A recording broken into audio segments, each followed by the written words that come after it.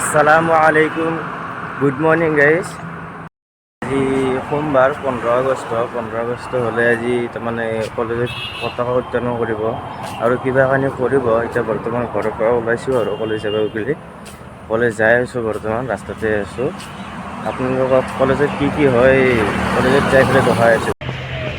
বৰ্তমান কলেজৰ গেট পালোঁ আৰু কলেজ পালোঁ। এইহেন আমাৰ কলেজ ওপৰত চলি আছে নাই গম নাপাওঁ, এইটো কিমান চলি বা আহিছে। বৰ্তমান কলেজত মই ৰুমতে আছোঁ এতিয়া, কিন্তু চলি বেছি অহা নাই, 4-5টামান আহিছে। ৰুম চুম একদম খালী হৈছে।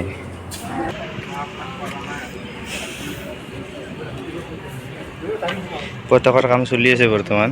বাইদেউহঁত এইফালে ৰখি আছে, আমাৰ স্কুলৰ ছাৰ বাইদেউহঁতো আছে। এতিয়া বুট চুট ভিজা হৈছে আমাৰ এই বুট, আৰু বুট খাবা ৰখি আছে। তাৰমানে বুট অলপমান দেৰি কৰি দিম।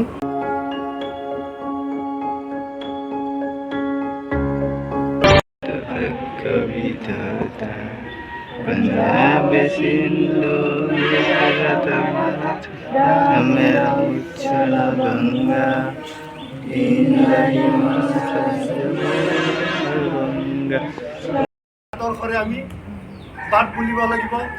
আমাৰ যি গণতন্ত্ৰ, আমাৰ যি স্বাধীনতা, সেই স্বাধীনতা আমি সদায় সজীৱ কৰি ৰাখিব লাগিব আমাৰ মনত।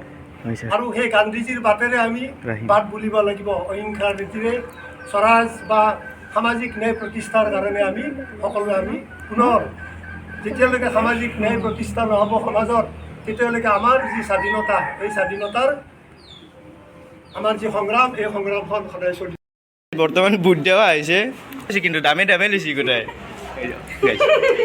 মোক ভৰ্তি হৈছে বেগে, কথা ক'ব পৰা নাই। গাইছ চব বুট খাই আছে এইগিলা। মহা নাই গাইছ চব কৰি আহিলোঁ। কলেজত কাম খতম হৈ গ'ল, পতাকা উত্তোলন কৰা হৈ গ'ল। এতিয়া বৰ্তমান ঘৰত আছোঁ আৰু বাটত আছোঁ। আপোনালোকে যি ভাল লাগে চেনেলটো, যিনি মিটিং কৰি আহিছে চেনেলটো ছাবস্ক্ৰাইব কৰি দিব, আৰু যদি মিটিং ভিডিঅ' দিলে আপোনালোকে ভিডিঅ'বিলাক পায়।